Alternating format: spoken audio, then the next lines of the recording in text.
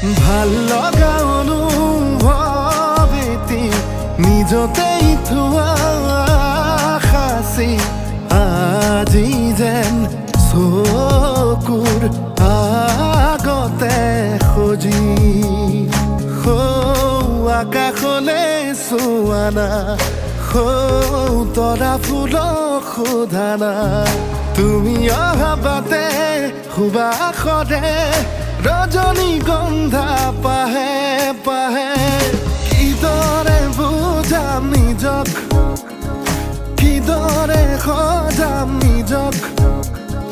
কিদৰে